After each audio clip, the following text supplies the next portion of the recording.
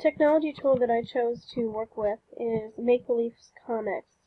And this is a tool that I feel that could be used in any content area, and students will have an easy time figuring out how to put together a comic strip. The first thing that you need to think about before creating your comic strip is how many panels will you need. And if you go down here to the bottom right hand corner of the work area, you will see your panel choices. You can choose 2 panels, 3 panels, or 4 panels, and what you can do is, as stated in the tutorial, you can put together 3 panels and 2 panels if you needed 5 panels for your comic strip. One other thing to keep in mind prior to starting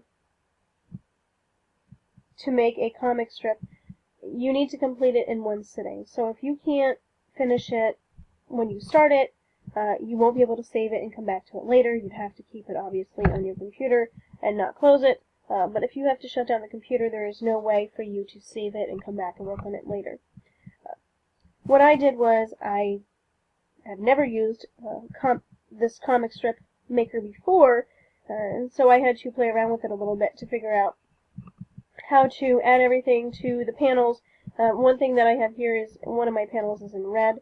That was the last panel that I had worked on. If I want to work on panel 1, I need to click on panel 1, and of course it will be highlighted in red. And the first thing that I did was I looked for characters. I scrolled across looking at the characters, and I found some that I liked, and I added. You click once on the character, it appears in this box here, and then you can add the one that you want. Of course, that's not the one that I chose. And I made something very simple as a model for my students. I wanted to figure out how to use it before I asked my students to use it, and I wanted to create an example for them to see how I've added some things to the panels. The other thing to keep in mind is these panels are always white. So you can add the background color, which is down here on the right. I played around with it, switching the colors back and forth to see which one would work best for the characters that I chose. So of course, I chose to make it breaking news. Students love things when they're breaking news. It's earth-shattering. Oh, they get your attention when you say something is breaking news. So in this case, I made a 3-panel comic strip of breaking news. What did you see when you heard it? The news reporter says to the older woman with the cane. And she says, "It was absolutely unbelievable. I never saw anything like it. He's my hero."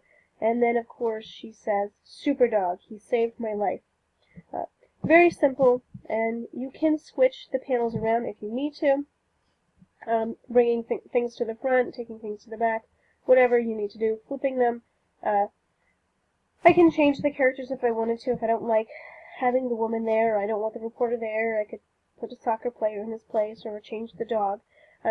But it is very user-friendly, and there are some choices when you do the little bubble, the little speech bubble, the talk balloons.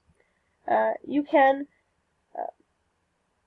choose some things that are already said, or you can have blank ones. The one thing that I found that I had some difficulty with was having the speech bubbles fit into the space. And in this case, this was a small speech bubble, and I originally had planned to type in more. However, it didn't fit, and it doesn't make the speech bubble bigger. So the size of this talk balloon here, I keep calling it a speech bubble, the size of it is the size it stays. It does not get larger. You would have to choose a larger one, as I did in the second panel. I'm choosing to describe how I put this together, what worked, what didn't work, to help give you some ideas, as opposed to just simply stating, "Here is my comic strip, and this is what it is." It's very short. It's very easy to figure out, as I said before. Another thing that I had mentioned in my blog post, if you want to go back and fix something, you would have to use the controls here. If you wanted to delete something, delete it here. If you wanted to start over, you have to click on start over here. If you click on your browser's back button at the top left-hand corner, it will take away everything that you've done, and you can't bring it back. So make sure that you're only using the control panels that are here next to, in our workspace, next to the panels. It's interesting to note that there are some samples here, and you do have opportunities to create your own things if you want to. You can find some backgrounds if you like them, or you can just give background colors. Again, I found this to be very user-friendly, and I named my comic strip, I put my name on it, because when I print or email it, of course I need my name and the title next to it, because if I have students do it, they will need to have their names on it, so I know whose comic strips belong to, what comic strips belong to each student. So it's, like I said, it's very user-friendly, and there are prompts here that you can add to the tops of your panels if you wanted to introduce them. You can also create your own. Very simple. Once you put the speech bubble up, type in it. Other than that, it's really simple to use.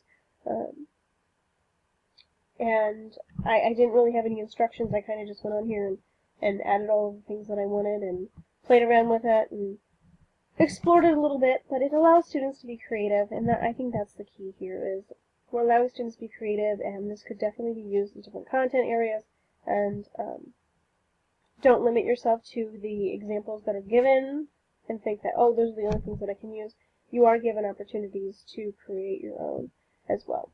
So I hope this is helpful, and I hope you are able to use this in your classroom.